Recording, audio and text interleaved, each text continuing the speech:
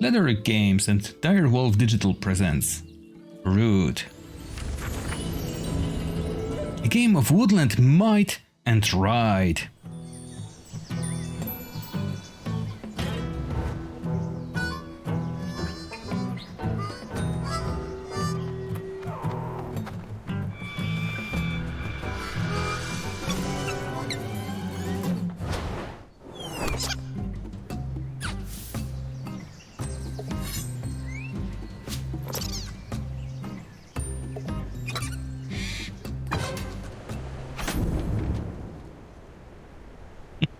Honestly, I haven't seen the intro before. I might need to make it a bit louder. Yeah, it might be too much, so let me know if it will be too overwhelming. But this is Root. We will not be playing tutorial. I will be playing a local game. It's a game that I've played with the guys for I think 2 months, week to week, every single week. We'll be playing a solo play. I'll explain it as we go. There are 4 fractions, side of conflict in here. We've got Marquise de Cat, Eerie Dynasties, Woodland Alliance, and Vagabond. Marquise de Cat, the rightful owners of the forest. They are here to defend their rightful place. Eerie Dynasties, the birds. They are fighting for the forest. They wanted to kick out the cats. Then the Woodland Alliance. How should I describe Woodland Alliance? Those are like, you know, on the streets that are propagating the community to rise against their alliance, whatever it is. And they can, I don't know the English words for it because I only played it in Polish, even the digital one, so it will be a slightly different experience. And a Vagabond. He is a single unit throughout the whole game, and he can move freely everywhere. He can trade with others, he can take items from the others. He's a unique one. Basically, all of those 4 are... Each one of them are unique. All of them have different playstyles. All of them have different scoring mechanics. Even the mechanics themselves are different. But I will play with Marquise de Cat. I prefer to play as the Eerie Dynasties because they are the biggest aggressors. They are the most aggressive ones. I will switch the difficulty back to medium. I was playing only on hard. And great game. Welcome, Selt. Good morning to you. Oh, I need to move myself. Where am I? Here. There we go. So, this is the... Why are you so... Feels so weird, I don't know. So we need to choose our starting location. Always it starts with the same. Marquise de Cat can only start in one of the 4 corners. The Eerie Dynasties always start opposite of wherever the cats will leave themselves. Then the Woodland Alliance, they don't have a starting position. Once it's their actual turn, they can set themselves up wherever they like. And Vagabond, he's the only one that can travel through woodlands, through forests, as it's a tile of their own, but they cannot do much in there. So those are all of the 4 ones are the potential starting locations. Those are, I don't know, zone areas that of course we can start, and they are divided into 3 types. The rabbit, those are clearings. The rabbit clearing, the mouse clearing, and the fox clearing. The game has 4 different symbols on the cards, but we only have 3 types in here because the 4th one are the birds like claws, and those are wild cards. You can play them on every different tile. So it's important depending on what the action you want to do. Most of the time you need to be on the set clearing to be able to initiate that. For example, we've got a route T here. It is this is a weird one because can I click it? No, I cannot click it yet. It can be smithed. That's what it's called. Built, not built. Not over work. There's a thing. Oh, I know, it will be here. Workshops. Contributes to the suit of clearing and paying crafting costs. It can be crafted, yeah, that's the word here. But we need to be in the tile that is in the wooden thing. So even though it's a yellow card, you need to be on the mouse clearing, and then you will be able to craft it. You will get a teapot and 2 victory points. So what we are interested in with Marquise de Cat, this is like a strategy game with them. You will build your own area in here. The most important part are the cards that you own, the paths that you can take from the starting point. We'll start in the top right corner, I think. That's usually the best place due to the areas around us. You'll see once we get there. So we've got ourselves a citadel or a castle. Then on every other tile clearing except the one opposite, we get already a single warrior unit. Then we need to choose where we build our sawmill. It will be, of course, in our where the castle is. Those squares indicate that is a building slot. So this can have 2, this can have 2, this can have currently 1, but it also has a ruins that Vagabond can remove. It's very useful to do that. So this will have 2, this will eventually have 3, and this will have 2, like for the starting places. But we want the sawmill in here. Then we need to build a second building, which is a workshop that allows us to, of course, craft items. Since this is the item that we can craft, we need a single one, I think. I'll probably will not be crafting this. I'll go here. And the third building is a recruiter. All of the buildings need to be adjacent to your castle. And for a recruiter, that's where you will start producing your units. The enemies will be here, so I think it will be wise to get the recruiters here for a start. Let's continue to complete the setup. Now we'll see the other setup. It will be quick. The birds gets roosts, nests, with 6 warriors already. I won't be going from what he is doing. First I need to explain myself. He moved 4 units here, then he split it into separates, because he was the starting one. Already building around me, which is not good. There's the Vagabond.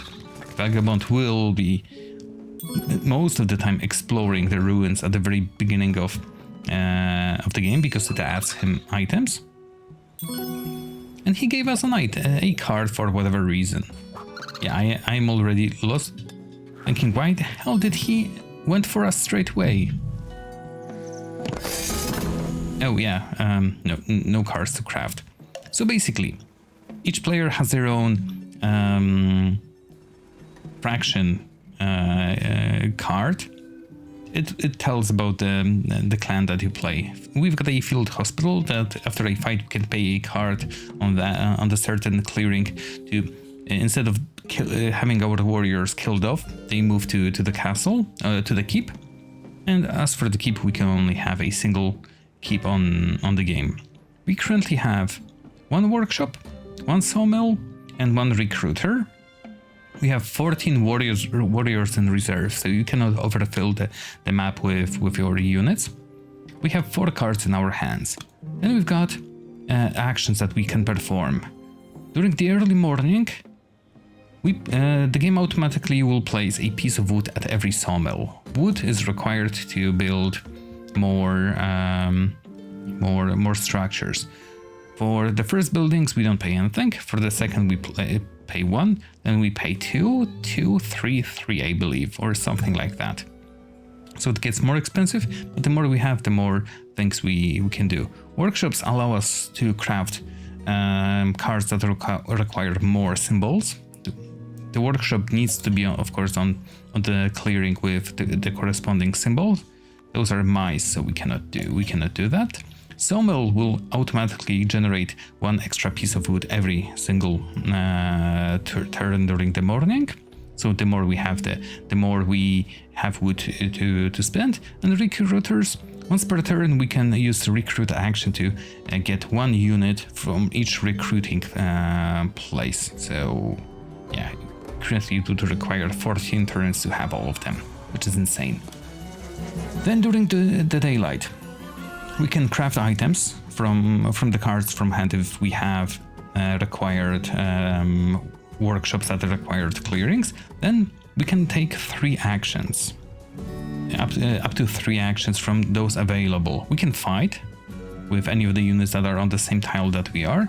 We can march. March means we can make 2 moves on the area with units. So if I would take this unit, I could march here, and from here I could decide if I want to move a single unit or 2 units and move to in a certain direction, only in one direction. If I would want to split them, that would be 2 separate moves. Then we've got recruit. As many recruiters you've got, that many units you will get. We've got build. We can build spending our wood. No, nothing to craft. We currently have a single piece of wood. Even in the bottom left corner it is shown. You can have a maximum of 8. And then finally we've got the final action, overwork. If we have a blue card, we can spend the blue card to gain an extra action for the given turn. So do those one more time. For the recruit, as I said, you can do it only once per your turn, so you cannot do it twice or thrice. Then once you are done with your actions, you can go to the evening part. You will get 1 extra card. You will draw a card plus 1 extra for each symbol you've got on your recruiter track. Then you need to have at most 5 at hand. The more recruiters you have, if you have 3 placed, you will draw 2 cards per evening. If you have 5 recruiters, you will draw 3 cards. 5. Wow. Crafted items are of no use to Marquise. You only get victory points. Crafted cards, you can craft cards to get some offense or defense bonuses during combat. And I could go through all of them, but that would take too long, and those are completely different fractions. So to keep it short, I'll just mention how many actions all of them have. We've got Marquise de Cat, who has 3 actions and can spend blue cards to get extra action per turn. We've got the Woodland Alliance. They basically have, during the daylight they don't do much, but they are doing most of their actions during evening. Once they place a fort, they can have up to three bases. Once they have at least 1, they can recruit, not mobilize, train. They can train their supporters to become officers, and how many officers you've got, you can perform that many times one of those actions. So the more officers, the more actions you can do. But the only problem is they have only up to 10 warriors on the board. Currently they have 0. Eerie Dynasty is an engine building. They have something called Decree. Every turn, they need to add 1 or 2 cards into the decree, and only the symbols are symbol matters. The claws are of course wild cards, and then you will have the fox, the mouse, or the rabbit, and those are checked one column by one column. You need to do all of those. You must do all of those. So recruit at given clearing. You can recruit that's the same clearing multiple times if you have multiple symbols here. Then you need to move from those clearings. So from whichever clearing you are on, you can move a unit. Then you must move a unit from a fox clearing. Then you need to combat on the clearings that you have symbols here. This is a smart choice not to have any combat at the start. And then finally, you must build at the given clearings here. They have 1, 2, 3, 4, 5, 6, 7 roosts, and once you are all of them are on the board, you cannot build more, so this action is impossible to do, so it's better to have something destroyed. And in case you will not be able to perform one of those actions, you can perform them in any order. The columns matter, 1, 2, 3, 4, and rows don't really matter. If you will not be able to perform a given action, does it say here? No, it doesn't say here. The chaos starts. The ruler is overthrown, and a new ruler will replace him. You will lose all of the cards here. For every blue card, you will lose a victory point. So it might be a huge blast. But the more cards you have added here, and every turn you will have more and more, the more actions per turn you have. So you can have up to 10 actions per turn, which is insane, but you must perform them in order to don't have any negative points in something. And finally, Vagabond. There are 3 different ones. The player the AI chose Tinker, which is a smithy of some sort. They collect items. Their actions that they can perform are based on the items that they possess. So he can move once, he can explore the ruins, he can craft a single item, the symbol matters on which clearing he is right now, and he can fight with, well, once per turn with maximum of 1 attack. He also has some quests, but I will not go into details, and every turn he has a limit currently of 8 items, because he has a bag. They start with 6 item limit, they have already a teapot. Every turn, Vagabond can refresh up to 3 items because you can once used it is exhausted, and at the beginning of the turn he refreshes up to 3. Every teapot raises that by 2, so currently he can refresh up to 5 items. He has 4, so no problem. So if you don't have bags or teapots, you have very limited number of actions. You can have up to, I believe, 12 items, excluding bags, excluding teapots, like 4 boots, 2 swords, a crossbow, etc. And you can just fight, or move throughout the whole area. He can become very powerful if not taken care of very early. But that's enough of explanation. Let's start with the actual game, because the explanation usually takes a lot. We have 3 actions remaining. We can do... I can't... That's so weird, gameplay.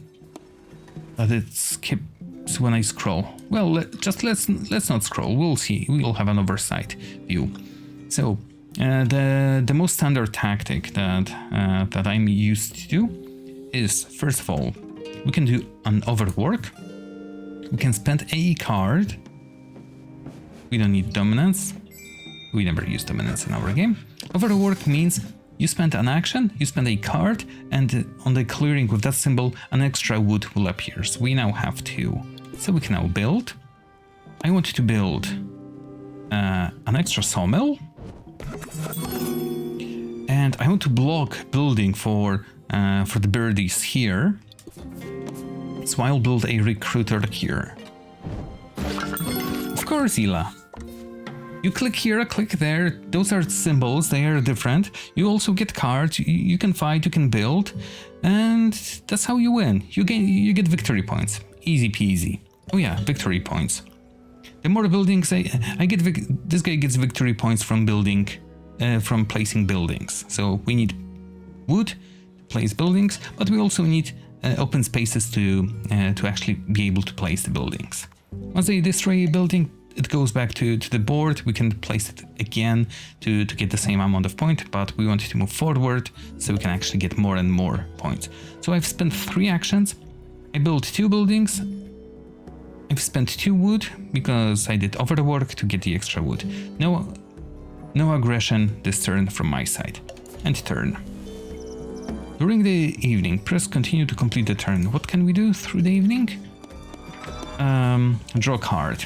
So there's our card. If we craft it, we will be able to start at the start of the evening, may take a move. So one of the units can be moved. That sounds useful. The green ones have created their tokens here. Those tokens can be created into bases, forts. Oh, they're fighting each other. Outrage! If you destroy... Another tourist. If you destroy one of the tokens, you need to give them a card for it. But they can wipe the whole clearing and replace it with a fort, destroying everything else in there. So I cannot allow this guy to stay here. That is a huge problem. I've got 2 wood, but the problem is, once I defeat him, I don't have a fox card. If I don't have a fox card, I'll need to give him my wild card, which I don't want to do. So first we need to spend 1 bird card for 1 additional action. We're gonna spend the card, so we don't need to give him any card. Then we've got 4 actions. I'll start with fighting the sympathy token. So they are not fighters, so they cannot fight back. Defenseless. Oh, he's scared. The fight is the attacker throws 2 dices. Those are d6s, but they are actually 1, 2, or 3 on 2 sides always. I think they are d6s. The attacker gets a higher roll, the defender gets a lower roll.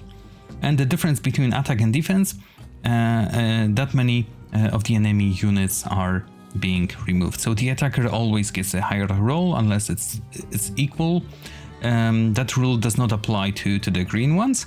The green ones always take the higher roll, even if they defend. So it's really not wise to attack them unless you have 4 more units on a clearing. Otherwise, you might get screwed pretty freaking easily.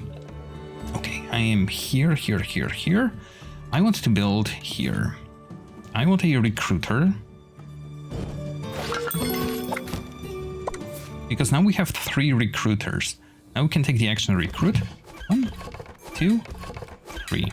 And we've got plus 3 units. This is still not ideal. We have 1 action remaining. There's 1 our unit and 2 enemy units, so this is an impossible battle. I could move, I think. I can retreat with him, but I don't want to make this an unoccupied space. Let me see. To build somewhere, you need to have a majority of your units on that tile, unless you are blue. Blue always has the majority when they if they have majority, or if they tie, they will also have majority of the units. So it's actually hard to win against blue. I've got an idea. I want to retreat from here to here. Then I need to retreat from here. I cannot go here because I don't own this area. So I cannot do this. I need to make a different move. Here. I'll move from here to here. Good. I don't need to own this. I need to block the blue one from building more units. More nests, roosts, whatever they are called. Okay, that's my second turn. I got 2 cards because I've got 3 recruiters. Excellent, the green started to appear here. And here. I don't like this one. I don't care about this one, because here I could lose 2 units when he would build a fort. Okay, he went into where the sympathy token is. He needs to give them a card. He finds the sympathy token. He needs to give a card. That's how you lose multiple cards. If you don't have the card to give to the green one, they'll just take one from the pile. It's annoying. Outrage! Oh, he gave me a card. I don't need it. He gave me another card. Ooh, how nice of him.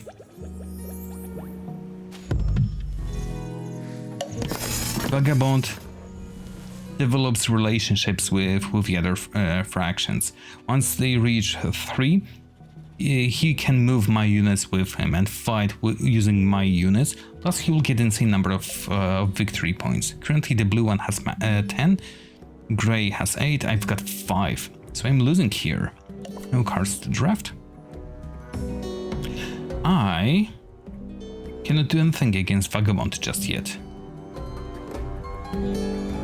I've got 2 of those. Let's build sawmill, because we need more wood to be produced every turn. I don't need to spend it every time, but I do want to do it. Then of course recruit, because we need more units. What's good is that you can always check on the blue one what kind of actions in his decree he has.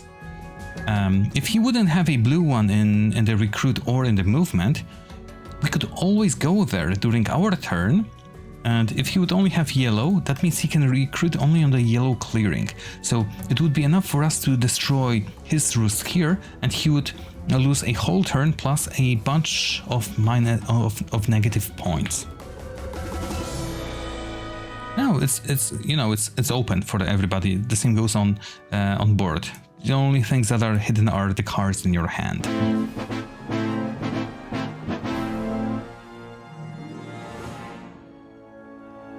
That's the man.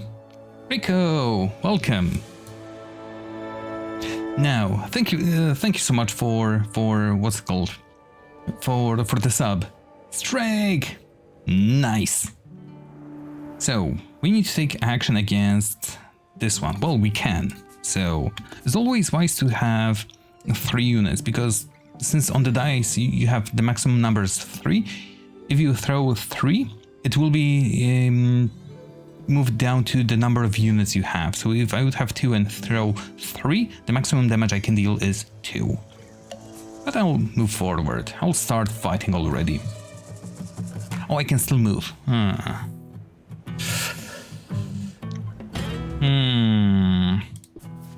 You can move from here to here, which is good because we are winning the situation here, but I don't want to lose control. I don't need to move, that's the thing. But I'll move from here to here. I don't need to leave any units here. They have no chance of getting through to this place, I think, I hope. Otherwise I'm screwed. No! Wait, was that my last action? This is my last action, so I cannot move. I want to attack you. Yes.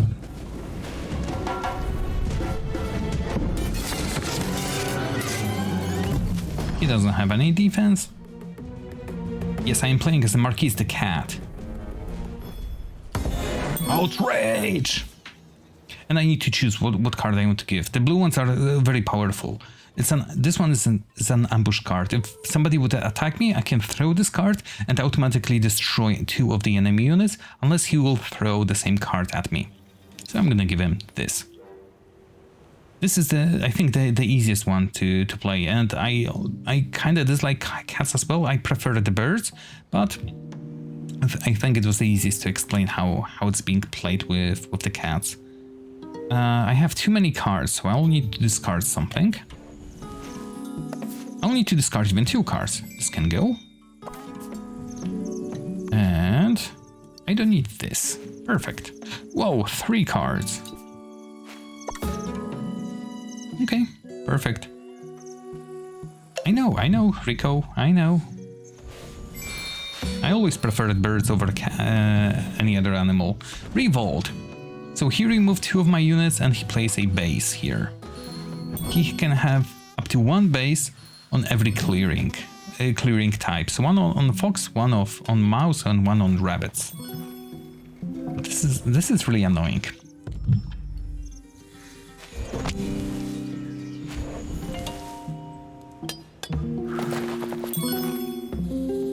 What is he doing? Oh, that was my card. I hope that he will still fight the the green one. Perfect. I don't need to do anything. Outrage. I can start taking care of the blue one. Yeah, he has too many roosts. Too many points are being, what's the word here? Given to him every turn. Please stay here. He made himself a crossbow. It's a very deadly weapon. You can just shoot one of the units without taking any other action. Is that for me? No. Oh well. You remove the ruin here so I can place a building. Discard a matching card for field hospital to return 1 warrior to your keep. I don't want that. You got 3 wood. We can craft a shoe that is a single victory point. I'm currently losing heavily. I'm not crafting anything. I need to, first of all, build here, recruiter. As they say, the more the merrier. Then we recruit. Then we move. 4 units here from the first part of March. Now second move of the March is those guys are moving here. How many? Probably 3 only. Excited to take care of the blue one here. Choose an action. We don't have any action, but we've got spare cards that we can use. Like to get the extra action, we don't need the boot.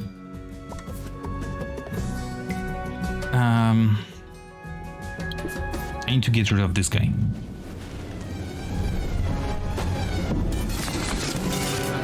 Three, 2, 1. That is a perfect throw. We lost only a single unit, he lost 3 of them. We can discard to get no, thank you. Then we can spend another card to slow him down. The building is defenseless. Even though it's 3, it's actually 0, and we get +1 attack bonus because it was defenseless. And I would really love to keep the ambush card, but I need to slow him down. He doesn't have any ambushes, otherwise he would use it. So a 3rd attack in the same turn. I should get rid of the Vagabond. But no. Unless it's 1-0, then we're screwed. Come on! See, he threw a 2, but it was only a single unit, so I lost a single unit. And from destroying a building is always a point. Actually, it's from destroying a token. So buildings, sympathy tokens, any type of my building. Even if I would have laying wood, if you strike down wood, you would still get a victory point for whatever reason. It was a very good turn. Yeah, I can't have that. The green needs to spend cards to place sympathy tokens and to get, what's it called? To place bases. Okay, can you perform all of the actions? Probably yes. You will try to attack me. Yep, I don't have the ambush card, but he's in minority here. We're equal now. I don't have the card from mouse clearing, so otherwise I would move them back to the keep. That's fine. Outrage! 22 points, yeah, I definitely need to slow him down. He was lucky. If I would still have majority units here, he wouldn't be able to place this building. But then again, he would place one here. Nie dałem tutaj. Jestem teraz. So, I cannot craft anything. I don't have any extra actions. I can build something here. I need to quickly get some actions. It's scary. I recruited, so there are 2 more moves that I can take.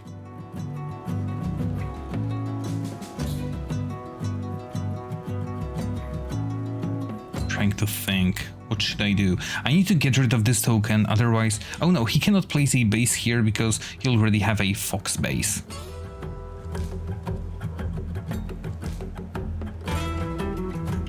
I need this to happen. Here, 3 of them.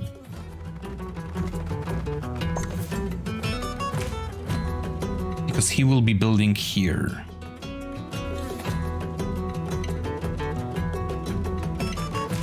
What else do I need to make happen? I don't want to move myself over green because that's a very risky move. I will lose a card. I don't need this card. What actions do you must take? You must recruit at here. I cannot destroy that. I would need at least 2 attacks. Or to recruit at the fox. It's here. Still cannot do that. Or move at the fox. Yeah, he'll get a turn on me. Risky business. I'll say hello to the green ones. Just like that. Then, I'm not building anything this turn, am I? Nope.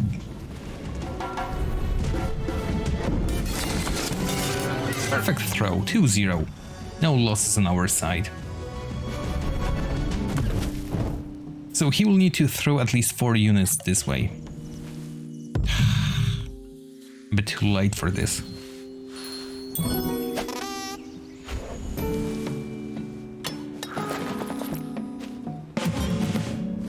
Training more officers.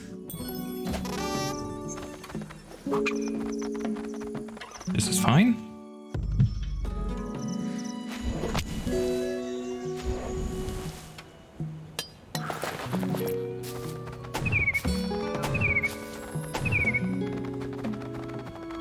Yeah, he will build this thingy here.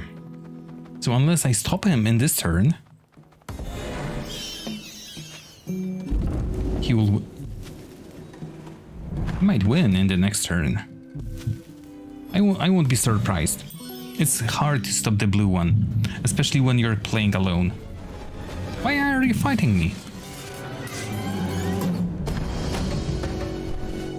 That was a very good outcome. He cannot build. Turmoil. He cannot build in a clearing. His whole engine blew up. Leader deposed. He's taking a new leader out of 3 other available, and he will have those 2 actions only. And he lost the rest of his turn. That was perfect. So he will not be building every turn, but he will still gain points per turn on how many roosts he already have.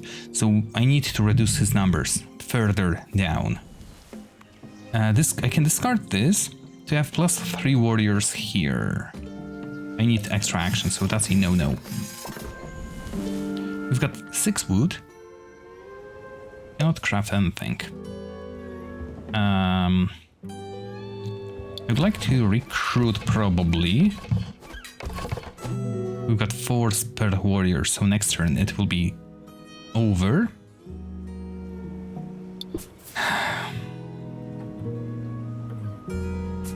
Those guys.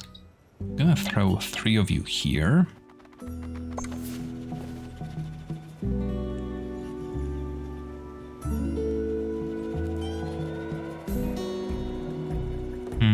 Those are the warriors. I don't want to move anyone there.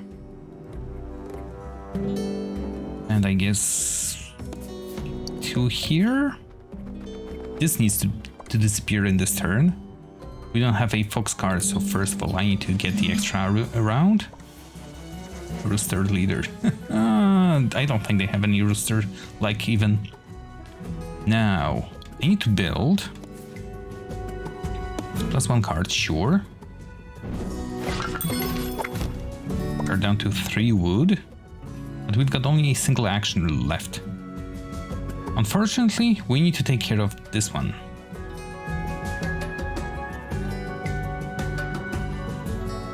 No, sorry, we don't need to, unless he would win somehow here.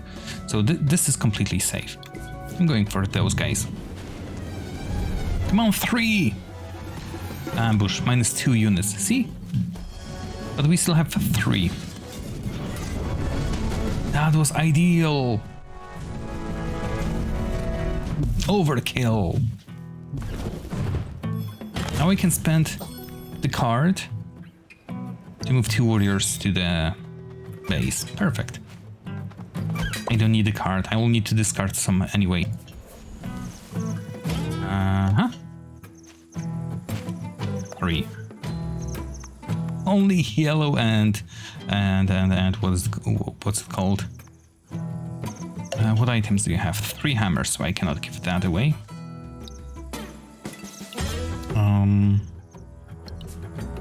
Only yellow and red ones.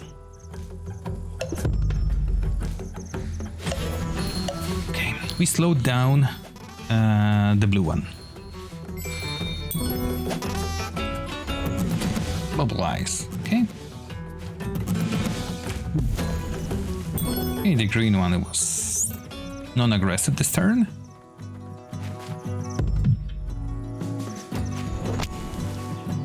I was hoping for at least 1 blue card to have an extra action. What will you do?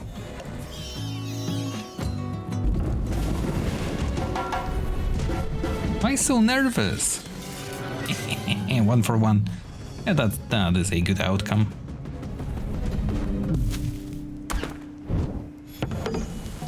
Only +2 points.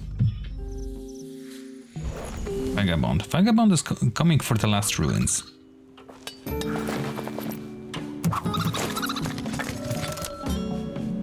Which is of course ideal for me, because I can place more buildings. Why are you going to my base, buddy? He got rid of the other token. Once Vagabond hits something with a sword, they become aggressive towards each other and their relationship is broken, which of course I can trigger myself. Nothing to craft. Build. We've got 6 wood again. I could do this for 4 victory points or this for 3 victory points. That's usually how it works. The Vagabond is a hidden assassin, and he always plays with somebody. It's hard for him to play by himself. I could go for the final recruiter, or I could place 2 sawmills. Sawmill?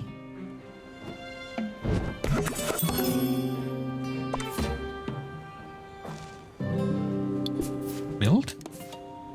Another sawmill, perfect. And if I'm lucky, in the next turn, I will be able to build up the remaining buildings. So recruit. Oh no! Yeah, I had to do this. It will either be green will build a fort here or here. I don't believe he will do it here, because I would only lose a single warrior. Here, he would take care of the blue ones, like 2 units and a roost. Yeah, roost. No actions to do. Yay, finally sold out. Yeah, there's a limit on the items that you can craft. Oh my god. But we've got 2 blue cards, so it is final turn. If it gets to me. I don't believe blue will win this. Build a fort here, on the mouse. Okay, that's fine. So that was his only fort. Yeah, it's a win. Blue messed himself up because it's hard to keep the momentum of the engine. Because not always you get the cards that you can use. And now he needs to fight every turn because of the card in his decree. And of course fights against green.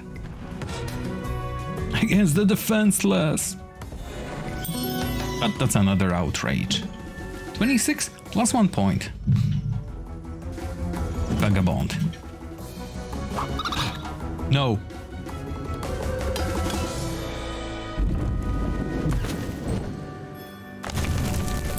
There's a card like this one. Remove all enemy pieces in a clearing. He had a fox clearing. And he just wiped out 1, 2, 3, 4 clearings.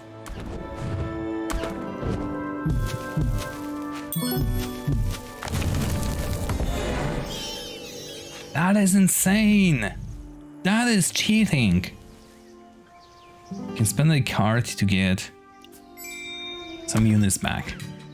That's why you need to at least once or twice strike the Vagabond during your play. Or I can get more of them here. No.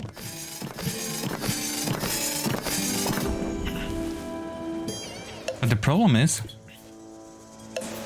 I've lost good points from buildings. Well, no. I can build a building here for wood. Oh, I cancel. Yeah, it's a problem because I don't own this land, so there is no connection to it, so we cannot get the wood to flow in here. But that is not actually a problem because I can just move to here, and from here, for example, one here. Now we are connected. Now we can build. I'll place a sawmill here for 5 points. And we are 1 point away from victory. This was a killer blow from what the Vagabond did. And because of this, I will not take it.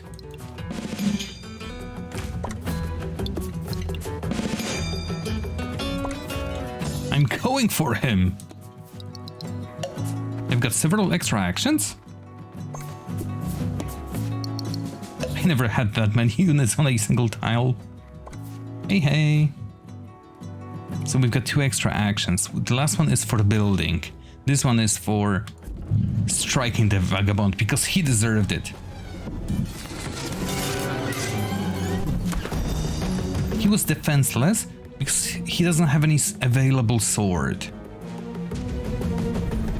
So how it works with Vagabonds is you don't get any points for attacking them. It's pointless to attack a Vagabond. As I said, they use an item. Then they can refresh those items during the morning phase. Oh, sorry. But if you attack them, you damage their items. They spend hammers as an action to repair those items. So the more items they get broken, the more delayed they will be. I'm just gonna place the final worksmith here, workshop. GG easy. I could play this game throughout the whole night. Marquise wins. Yay, 31, 26, 24, 18. It was a close one with the Eerie Dynasties. It doesn't happen in an actual tabletop when you play with humans, with actual people. There's a lot of diplomacy over the table, who should attack who, those kind of talks. So if you see somebody's way ahead, then the people are focusing on him while still keeping their score in tracks. So basically, this was a game of Root. It's something. I really enjoyed this game over the table. I think this was the first one I enjoyed when we had so much talks over who should attack who. So let's quit this one.